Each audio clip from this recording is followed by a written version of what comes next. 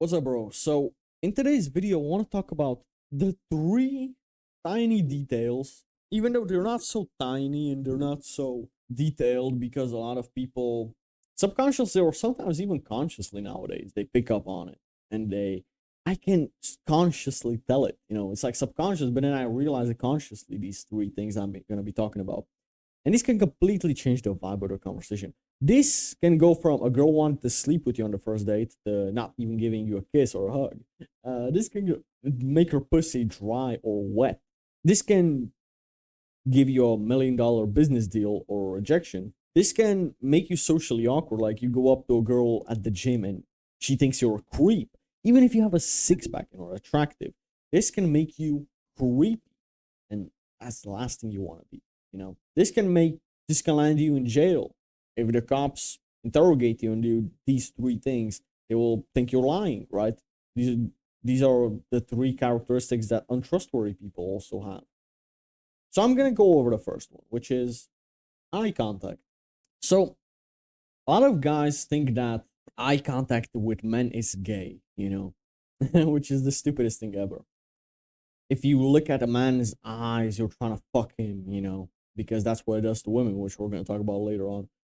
They think that it's gay, that if you look into a man's eyes for too long, it's like, okay, maybe sometimes for too long, it can happen. Rarely, but it can happen. But they think that if you look at a man's eyes, you will think you're gay, that you're trying to seduce him.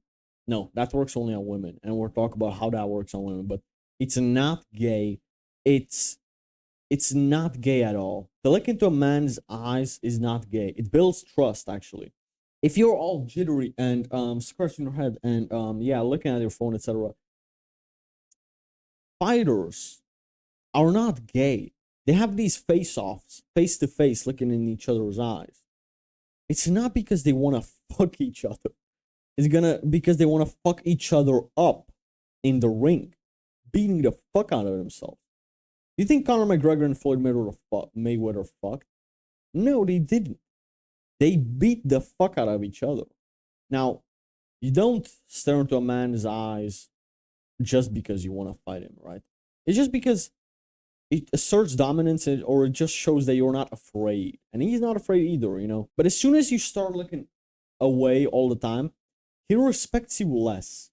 And this is what tends to happen, man. If I speak to a dude and he can't look me in the eyes, I'm gonna think, man, what the fuck is he so scared of me? It's like, I know I can beat the fuck out of him. If he can't lick me in the ass, I know I can beat the shit out of him. And I already he's not really trustworthy, right? Because weak people are not trustworthy. The thing is, you can have the best intentions for me, but if you're weak, you're useless. You will sell me out for some pussy. If your girl wants you to betray me and you can't get any other pussy, you'll betray me. Spoke about this about what makes a friendship real. That video, you can check that out.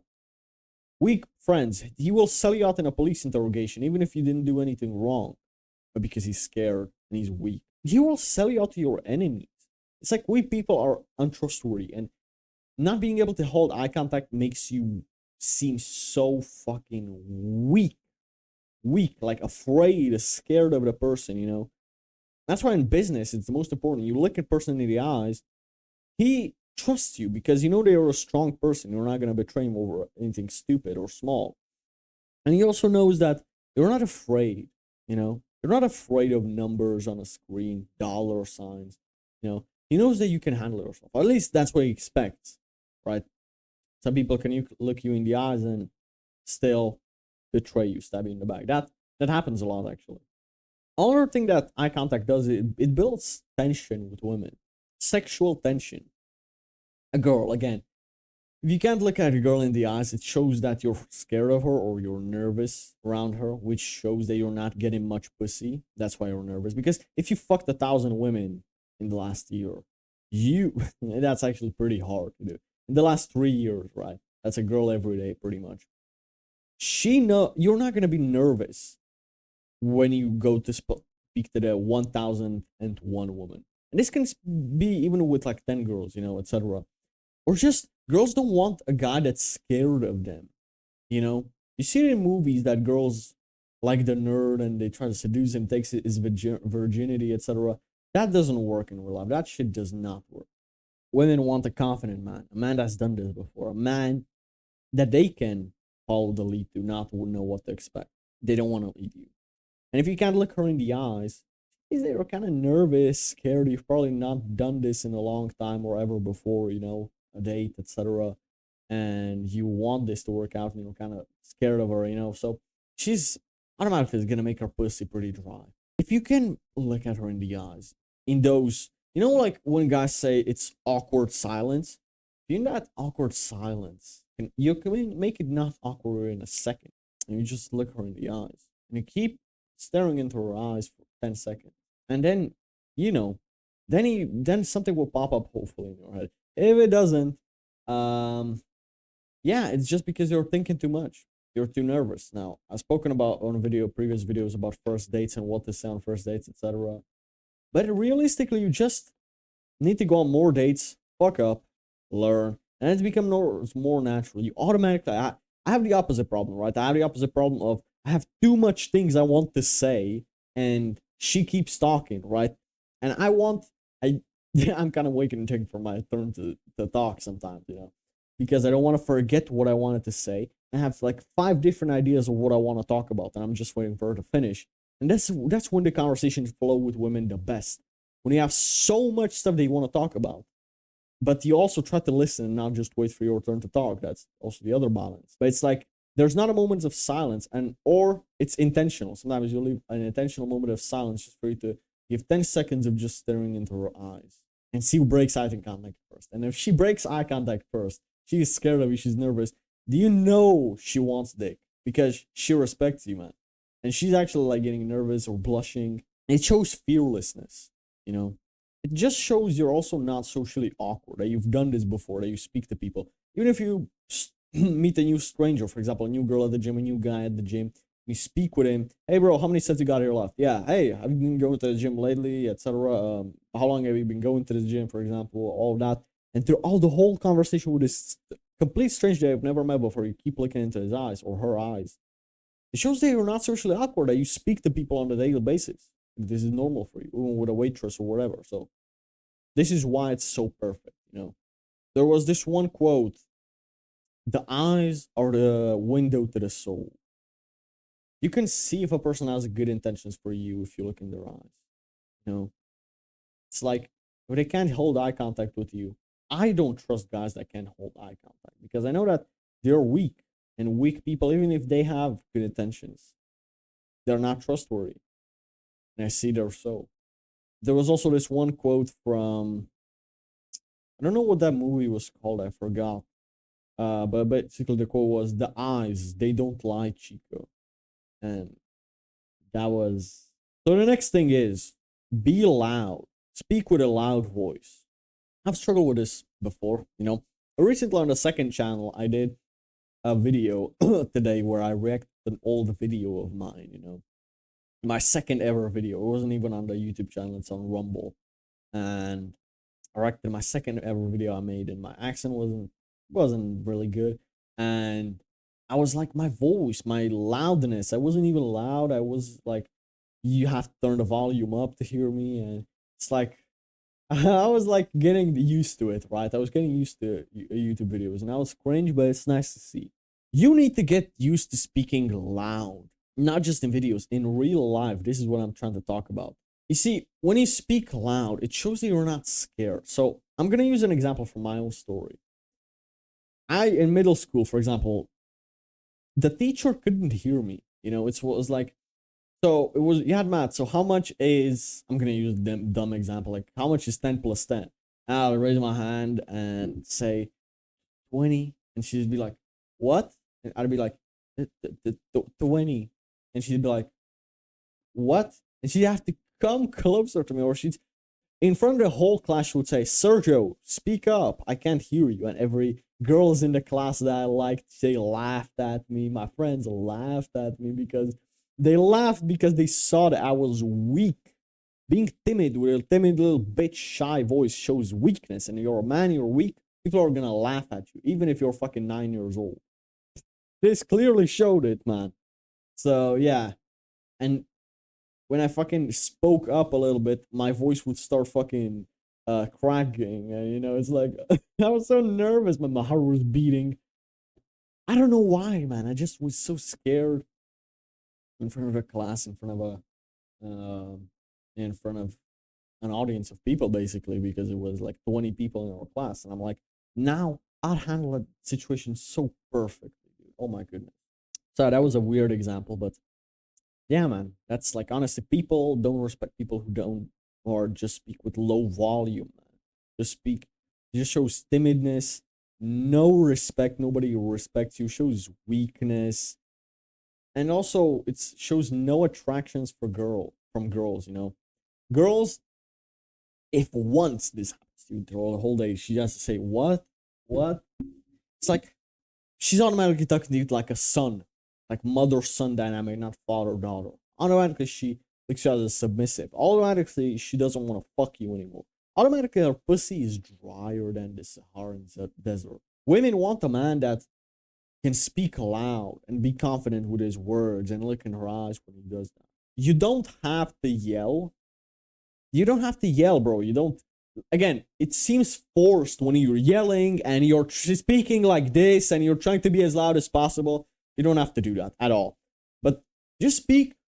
Don't mumble your words, mumbo jumbo your words out. No, speak them clearly and with confidence and make them understandable, you know? And especially in public, even if other people can hear you, even if you're on the phone.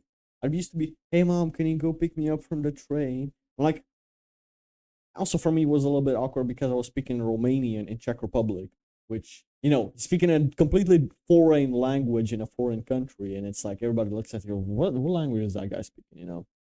But even now, bro, if I need somebody to pick me up, my brother, mom, or dad, or someone, you know, whenever, like, you know, whenever they can, it's like, I just like, even on the phone, I'm with someone, or even in public, in the gym, whatever, my girl calls me, whatever.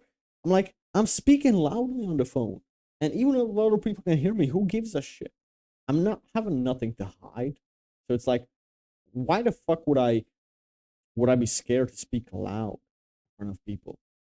Even when I'm speaking, even when I'm in a restaurant, right? I speak pretty loud or like pretty normally, but I speak understandably because we're in the crowd, right? And even if other people in the restaurant look at me, I don't get awkward at all. You know, that doesn't bother me whatsoever. So this is the thing that I would just make. I like this quote. You have to make social anxiety afraid of you, not you being afraid of it. And this is the best quote I've ever heard, man. Holy shit. Shows balls, confidence, conviction in what you're saying, that you trust and you know what you're talking about.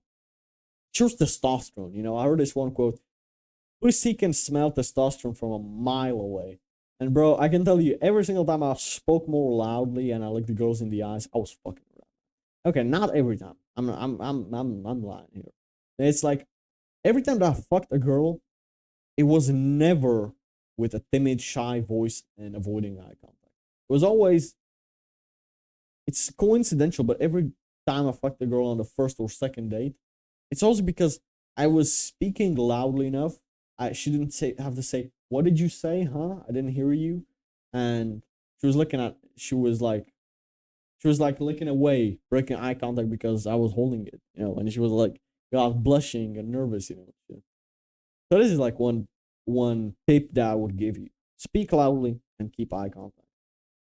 Just finished my coffee. Another thing, filler words.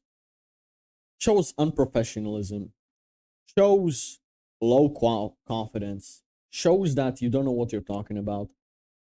And it just makes people trust you less. If you always keep saying or it's like normal people will trust you still. It's like to them because everybody seems to do it. But people on a higher level, I figured out that when I was doing the podcast, if I kept saying or you know, it's like the guest always was like less open to my questions. And I've done over 20 something podcasts by now, you know. So it's like I know what the fuck I'm talking about. Millionaires I speak to, they trust me more because I'm professional with my words. The thing is, normal people every day to day, maybe even you always say like, so, and he always like fill up the awkward silence again. I'm gonna give an example of how you can fix this, but it's just a thing you have to train out of your vocabulary. It's just one thing you have to learn how to unlearn, technically.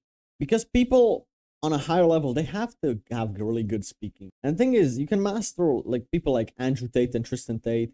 You can look at how they speak. Luke Belmar. These people don't say so well, like yeah, so you know, like these stupid sounds. They don't do that shit. People trust them more. People trust them, bro. Their funnels, Luke Belmar's Capital Club or Andrew Tate's The Real World is booming because people trust their speech. There's a lot more examples that I could use for this, but holy, does this work? Absolutely it does. So how do you fix this? The main thing for me, for example, was watching my own videos back and, you know, like seeing that I did, and I felt cringe when I saw those videos and I saw my unprofessionalism, right? And also, one side note to this, it makes you stand out so much more. It's like people don't consciously think about this, but when you're on a first date with a girl and you never say or and she's used to every other normal dude saying it, she now all of a sudden, like, she can't put her finger on it because she's stupid. She can't really consciously think about it, but she's like, there's something about this guy and how he speaks and how charismatic he is. Just look how professional you are, you know. She just likes your speech so much more. She loves listening to you speak. That's when girls say, tell me something about more about you. I want to hear you speak about yourself, you know. I feel like I speak too much about me. Well, that's another topic for another video, but when girls want to hear you speak and they don't just talk about themselves and they ask you, that's when you know that your speech is good. So how do you go about fixing it? First of all, obviously what worked for me is like recording videos and watching back and taking notes and keeping it in mind, being mindful of it and not doing it. So then you might ask, so what do I do instead? You leave the awkward silence. Just like I did right now. I didn't say you leave the awkward silence. So you see, I didn't do that. I left the awkward silence. It's not awkward because I'm looking into your eyes. That shows confidence. And I don't care. I quite literally don't care if somebody thinks this is awkward. That's the best thing about it. I don't care. And I don't even edit these out. That's the thing. Sometimes I do. Sometimes when I want to make a point, I want to make it snappy, I want to make a short video, I do. This is a 20-minute long video so far, you know, like I'm not in a rush anywhere. So it's like, I might just leave this one in there, you know, even like right now. I just take a moment to breathe and get my thoughts together. So I didn't say, so I wanted to also say, you see, I didn't do that. Now, another thing that you can do, and this works a lot in business, is repeat the sentence or the question instead. So if somebody asks you, if a girl asks you, so how many girls have you slept with? And you just don't know what to answer because you were thinking, this is a shit test from her, obviously. I spoke about this shit test before. So what you do then is you have two options, obviously.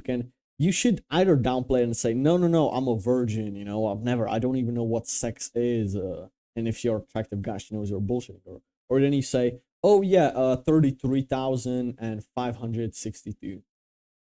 And in both of these situations, she knows you're not serious, but you've kind of given her an answer, so she can't ask for another answer, or she can, but you know, you repeat the same answer. You don't really answer that question. That's a trick question. You don't answer that one. But when she does ask you that question and you're thinking, which one of these options? Downplay it or super upplay it, you know, like say you're 10,500 and she knows you're bullshitting, or say you're a virgin, you don't know what sex is. She knows you're bullshitting too if you're an attractive guy.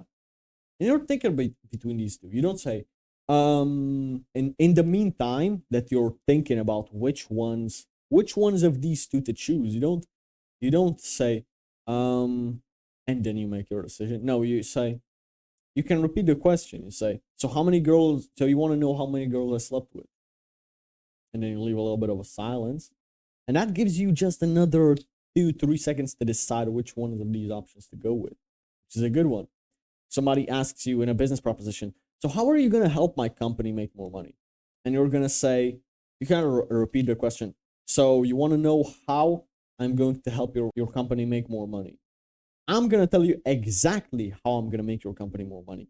You repeat the sentence, or you make it more, you emphasize the point. So she asks you, so how are you planning to make our company more money?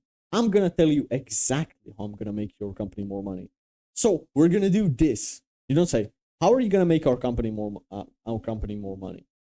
So basically, you see, it's like completely different vibe. So these are the 3 secrets that completely change the vibe in a conversation. This is a pretty long video. I'm going to try to chop it up, make it shorter, but this is very important. So I hope that you took value in this one.